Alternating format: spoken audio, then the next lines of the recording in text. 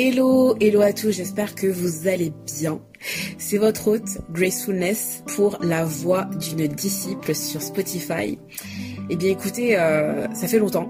Le dernier podcast, c'était un podcast avec mon mari où on parlait de la louange. On expliquait que la louange devait être gratuite. Alors, on va pas repartir sur ce sujet-là, mais si vous voulez écouter le dernier podcast, il est disponible sur ma chaîne La Voix d'une Disciple. Donc, n'hésitez pas à aller faire un petit tour. Il y a plein de petits podcasts, je pense, qui pourront vous plaire. Il y en a un peu pour tous les goûts. Comme promis, je vous enregistre le podcast sur lequel vous avez voté, parce que je vous ai demandé votre avis pour savoir quel était le podcast que vous aimeriez avoir avant la fin de l'année, que je vous enregistre avant la fin de l'année. Eh bien, ce podcast, c'est qu'est-ce que un disciple de Jésus? C'est quoi être un disciple de Jésus? Et donc du coup, vous aviez le choix entre deux sujets et c'est celui-là que vous avez choisi à l'unanimité. Mais ne vous inquiétez pas, j'ai pas oublié le deuxième sujet parce que le deuxième sujet en question, c'était la différence entre tomber dans le péché et avoir une vie de pécheur. Donc vous inquiétez pas, ça va venir bien après, hâte de vous l'enregistrer. Alors du coup, pour moi c'est un retour parce que j'ai pas enregistré depuis ce podcast, ce long podcast, ça m'avait tellement pris du temps. Mais entre-temps, pour ceux qui ne savent pas, nous avons enregistré le témoignage de Andy et du coup ça a créé une très grosse vague sur YouTube. Pour ceux qui n'ont pas encore été voir, le podcast s'appelle Je croyais être sauvé. Donc si tu n'as pas encore vu cette vidéo, franchement, fonce. C'est sur YouTube, sur ma chaîne Gracefulness. Donc franchement, si tu n'as pas regardé cette vidéo, je ne sais pas ce que tu attends. Cours vite la voir. Je croyais être sauvé sur ma chaîne Gracefulness sur YouTube. Et depuis cette vidéo, en fait, elle a généré plus de 75 000 vues et elle a généré plus de 200 demandes de baptême. Donc ça a été pour nous une très grosse vague et on a dû s'occuper en priorité de ces baptêmes. Donc vous pensez bien que entre le dernier podcast qu'on a enregistré et la vidéo d'Andy, ça a été grosse vague. Donc je n'ai pas pu enregistrer de podcast parce que j'avais plus de temps du tout. Maintenant on est un petit peu stabilisé, c'est bon. On a baptisé un max qu'on pouvait sur Paris. Donc pour le moment je peux shifter en tout cas sur les podcasts. Donc voilà, me voilà. Je le dis depuis quelques podcasts déjà, il n'y a pas de date précise à laquelle j'enregistre. J'enregistre seulement quand je suis inspirée. J'ai pas de calendrier à tenir, j'ai pas de date précise à tenir. Mon objectif c'est pas les vues, c'est pas les likes, c'est surtout de dire un message qui est juste. Petit spoiler alert, comme je fais d'habitude, ce podcast est réservé aux personnes qui font partie de l'église. Donc forcément, si tu n'es pas croyant, si tu n'aimes pas Jésus, malheureusement, ce podcast va pas trop te faire plaisir, tu vas pas aimer, ça va pas être pour toi agréable.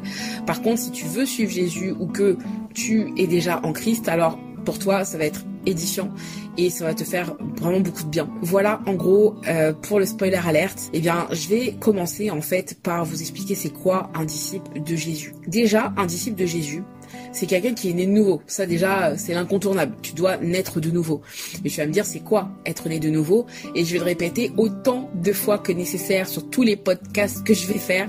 C'est quoi être né de nouveau? Être né de nouveau, c'est d'abord comprendre que tu es pécheur devant Dieu. D'abord, c'est la première des choses, c'est comprendre que tu es pécheur devant Dieu. Est-ce que tu as péché devant Dieu? Bien évidemment. Adam et Ève, ils ont péché une fois, ils ont été sortis du jardin d'Éden, donc c'est pas toi qui peux dire que tu es une bonne personne devant Dieu. En tout cas, si tu n'es pas né de nouveau. Puis, ensuite, une fois que tu as reconnu que tu es pécheur devant Dieu, maintenant tu te repens, tu peux le faire devant Dieu si tu le veux, pour te repentir. C'est-à-dire que tu décides de vouloir te détourner de tes péchés. Ensuite, tu décides donc de faire mourir le corps du péché dans les eaux du baptême en immersion.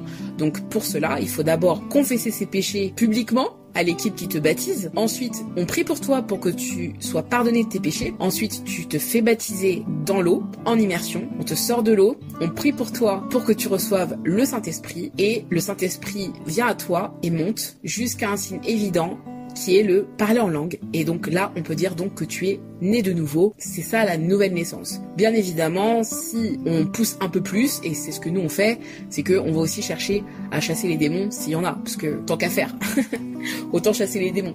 Donc, du coup, la nouvelle naissance, c'est le prérequis pour être un disciple de Jésus. Tu peux pas être disciple de Jésus sans avoir accepté Jésus dans ta vie, sans même vouloir lui obéir, sans même te détourner du péché. C'est impossible. Donc déjà, être un disciple de Jésus, ça comprend déjà ça.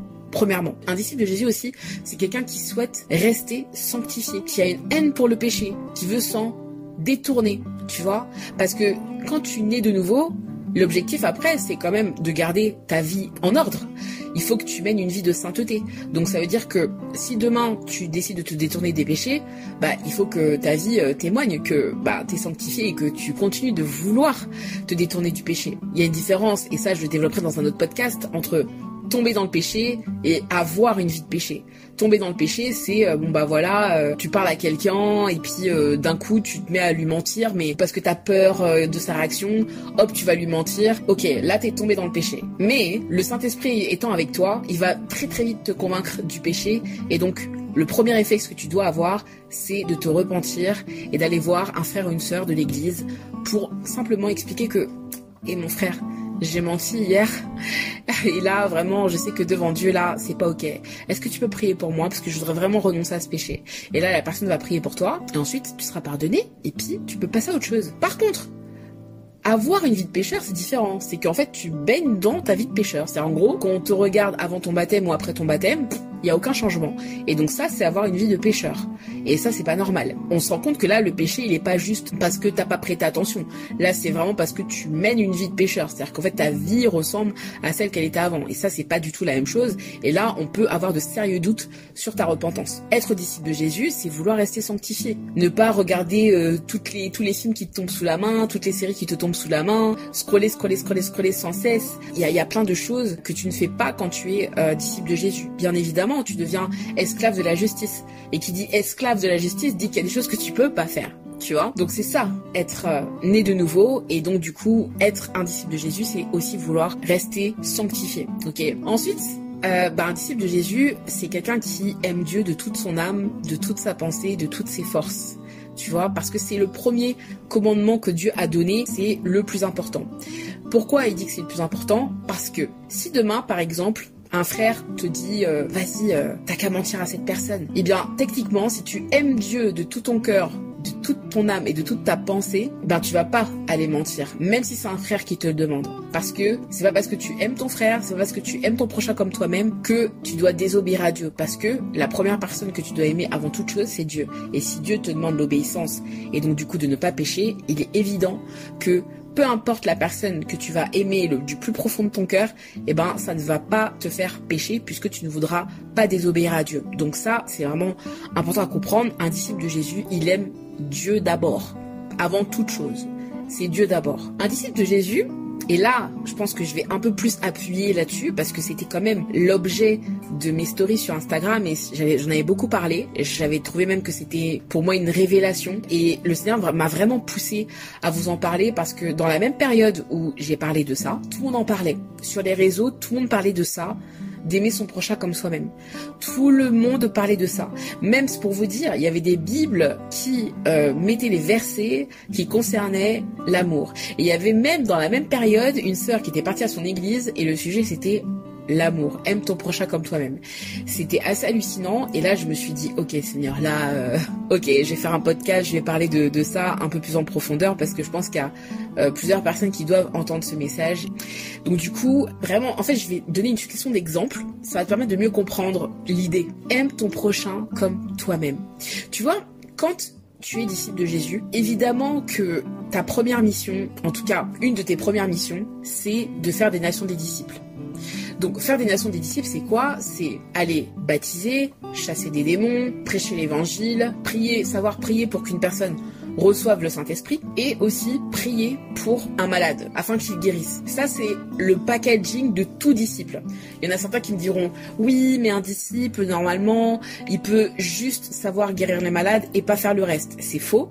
Un disciple de Jésus, il doit savoir tout faire. Voilà, c'est dit. Donc, c'est-à-dire que si dans ton église, on t'apprend pas à faire tout ça, vraiment, il y a un souci. Il faut que tu ailles voir tes conducteurs et que tu leur demandes de t'apprendre toutes ces choses parce que c'est le b.a.-ba, c'est le basique du disciple de Jésus. Il doit savoir faire toutes ces choses. C'est obligatoire, c'est biblique. Et si tu ne pratiques pas encore ça aujourd'hui, et que ça fait par exemple 1 an que tu es à l'église, 2 ans que tu es à l'église, 3 ans, 6 ans, Jésus a demandé d'abord de faire des nations ses disciples. Voilà. Et donc pour faire des nations des disciples, tu as besoin qu'on te forme, qu'on te montre comment faire. Si tu veux devenir disciple de Jésus, si tu veux donner ta vie à Jésus, mais que tu veux pas faire des nations des disciples, attends encore un peu avant de donner ta vie à Jésus, parce que ça comprend ce packaging en fait.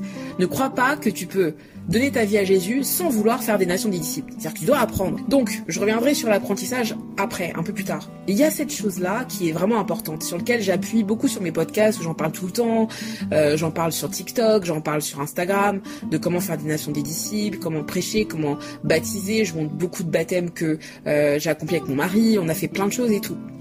Mais le Seigneur m'a parlé d'autre chose, c'est l'amour du prochain. Et ça, c'est important. Parce que souvent, ça m'arrive d'entendre des témoignages de disciples qui, dans leur vie, c'est pas un bon témoignage. C'est pas un bon témoignage. On sent que l'amour n'est pas vraiment présent, mais pour autant, sur le terrain, ils vont être très compétents.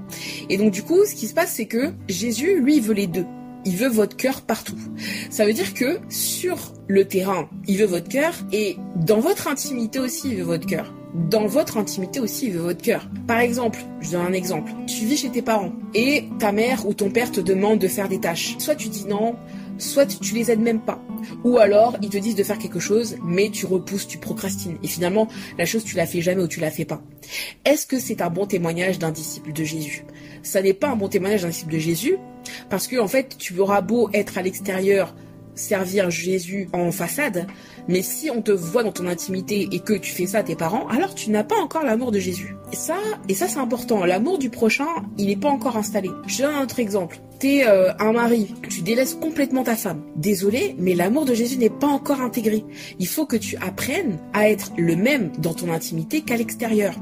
Vous voyez, dans la Bible, je crois que c'est dans Corinthiens, Paul explique comment on choisit les diacres et les anciens. Et quand il parle de ces rôles-là, il explique que le critère de sélection, c'est ce qui se passe dans leur foyer. C'est ce qui se passe à l'intérieur de chez eux. Et si à l'intérieur de chez eux, c'est le désordre, alors on les prendra pas comme des anciens. On les prendra pas comme des diacres. Et ça, là, c'est une règle d'or. Imagine, t'es une femme, t'es dans ton couple. Et toi, t'es une femme, tu pardonnes jamais. Tu pardonnes jamais. Par exemple, t'arrives à faire la tête pendant une semaine, tu pardonnes pas. Ah, ma sœur, il y a un problème. Tu peux pas dire que t'aimes ton prochain comme toi-même. Parce que si tu ne pardonnes jamais ton mari, tu vas vraiment avoir des problèmes. Si t'es tout le temps en train de lui rappeler, tout le temps de lui envoyer au visage ce que il t'a fait en 1990, en fait, c'est ton amour pour Dieu qui va faire que tu vas obéir, qui va faire que tu vas aimer l'autre comme toi-même. Donc tu pourras, toi, aller sur le terrain, guérir les malades et tout, mais si à l'intérieur de ton foyer, en tant que femme, tu ne sais pas pardonner ton mari, désolé, mais tu n'es pas encore un vrai disciple de Jésus. Donc tu comprends bien que, en fait, il y a vraiment ce qu'on voit de l'extérieur et ce qu'on voit à l'intérieur. Si t'es en mode beau gosse de Christ à l'extérieur, devant tout le monde, t'es là, toujours gentil, toujours parfait et tout, etc., et que quand on regarde ton intimité, c'est compliqué, ou que t'es imbuvable, vraiment, je pense qu'il faut reprendre la prière, sérieusement, pour que tu puisses commencer à comprendre, à apprendre c'est quoi être un disciple de Jésus. Il y a quelque chose que Dieu m'a montré dans beaucoup de versets. Il m'a montré que, en fait, lorsque tu aimes ton prochain comme toi-même, tu accomplis toute la loi. Et c'est dit dans plusieurs versets.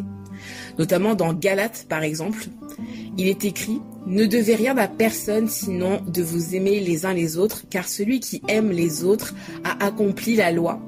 Car ce qui est dit, tu ne commettras point adultère, tu ne tueras point, tu ne déroberas point, tu ne convoiteras point, et tout autre commandement qu'il puisse y avoir est résumé dans ces paroles-ci. Tu aimeras ton prochain comme toi-même. L'amour ne fait point de mal au prochain. L'amour est donc la somme de la loi. » Non mais je sais pas si tu vois là, tu vois. Je vais te lire un autre passage. 1 Jean 4, 7, 8.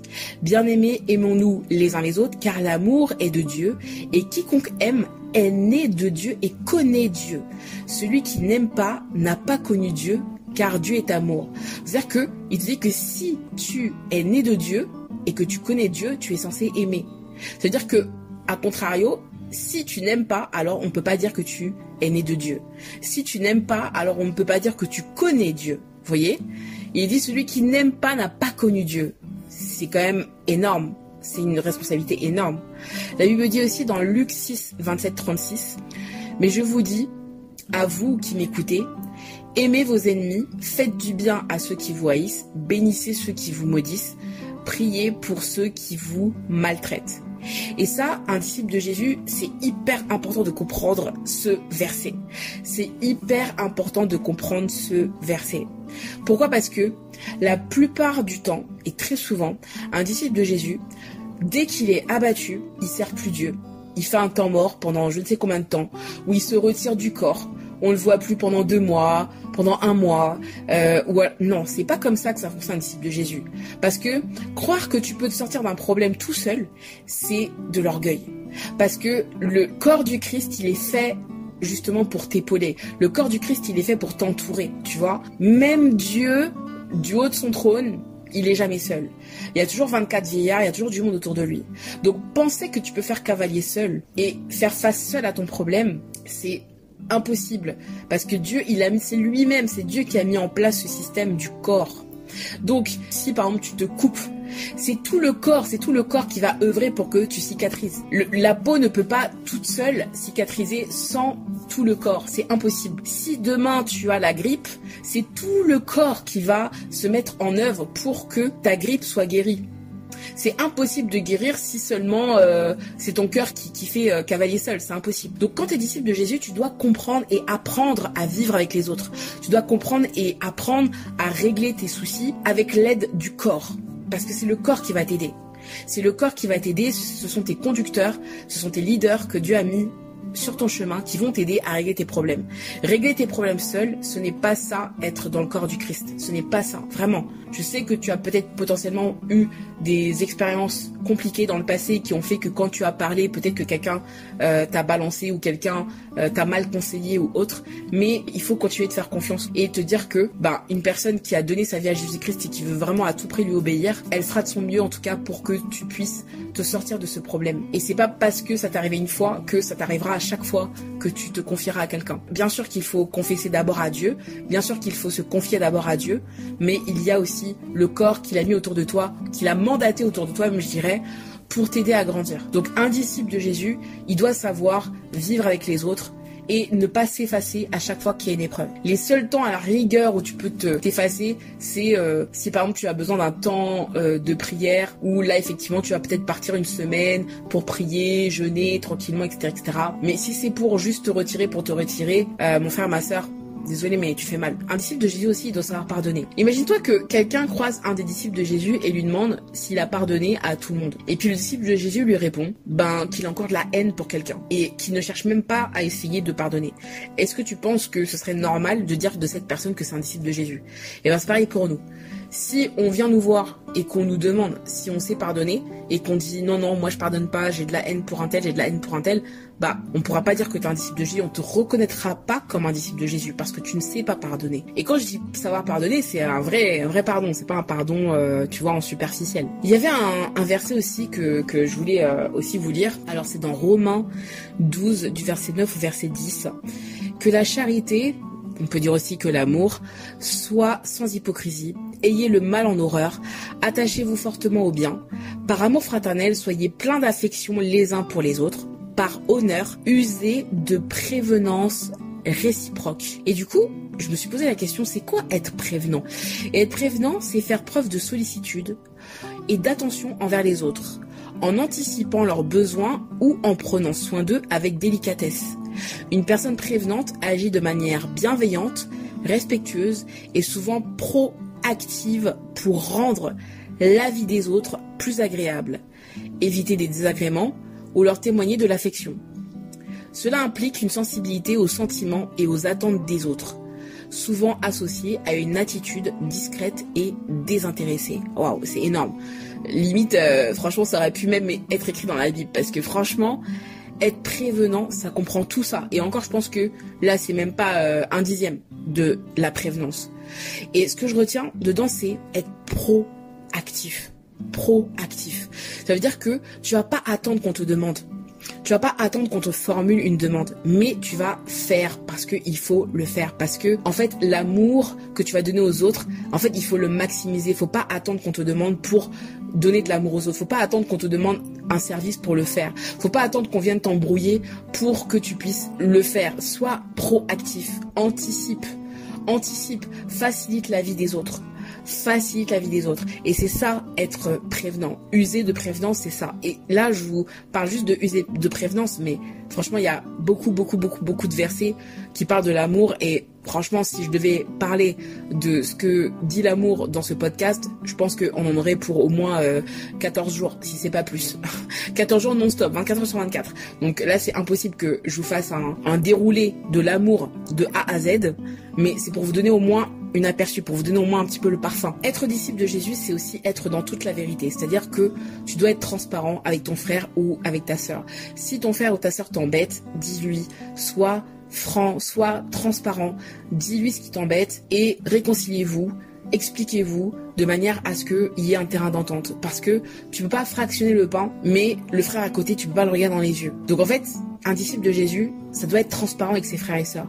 Ça doit quand même dire les choses. S'il y a quelque chose qui va pas, sois transparent. Parce que si tu retiens la chose et que tu avances comme ça dans ta vie, tu vas retenir et à un moment donné, tu seras comme une cocotte minute. Tu vas finir par exploser à tout moment. Donc c'est important de dire toute la vérité à tes frères et sœurs. S'il y a un souci, s'il y a un truc qui t'embête, dis-lui. En plus, très souvent, c'est juste des histoires d'incompréhension et franchement, ça peut très vite se régler en parlant, pas en discutant sur WhatsApp ou pas en s'envoyant des messages sur WhatsApp. Sors un peu du digital, appelle-le, vois-le, mais évite tous les écrits parce que les écrits, c'est encore pire, ça peut encore plus envenimer les choses. Être disciple de Jésus, c'est pas dès qu'il y a un problème, t'abandonnes. Non, parce que t'as fait une promesse avant de te faire baptiser et la promesse que t'as faite à Dieu, c'est que je te suis quoi qu'il en coûte, quoi. C'est-à-dire que demain, si on décide de te prendre et de t'amener au bûcher parce que t'as cru à Jésus, en fait, va falloir que t'ailles jusqu'au bout, en fait. Tu vois ce que je veux dire? C'est-à-dire, en fait, Jésus, il a bien dit les choses, il a bien dit qu'on allait être persécuté en son nom. Donc, les persécutions, peut-être que tu t'attends à quelque chose, je ne sais pas.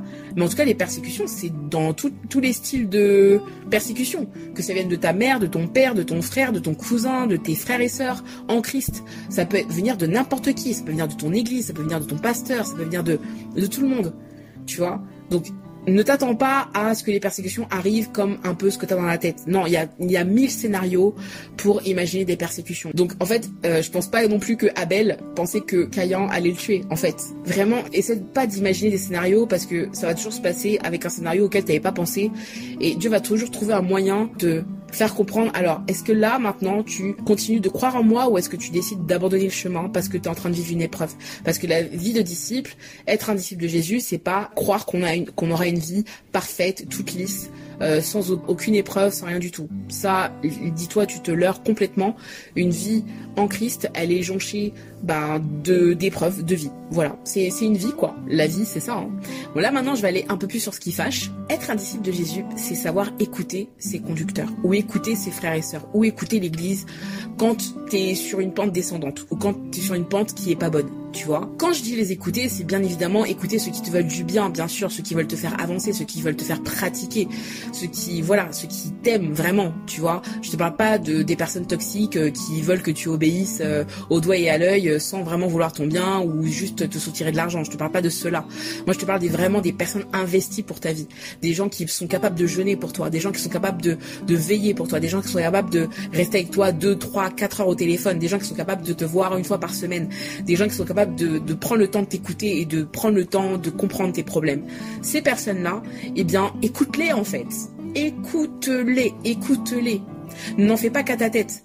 Écoute-les. C'est très important de savoir écouter tes conducteurs parce que c'est eux qui ont le plus d'expérience et qui pourront te dire. Ça veut pas dire que tes conducteurs ne peuvent pas t'écouter si toi tu as quelque chose à leur reprocher ou si toi tu as quelque chose à les reprendre par rapport à quelque chose qui te renseignait par rapport à la parole de Dieu. Tu peux tout à fait aller voir tes conducteurs parce qu'on est soumis les uns aux autres. Mais Dieu a placé des conducteurs, c'est biblique, qui est des leaders, qui est des conducteurs.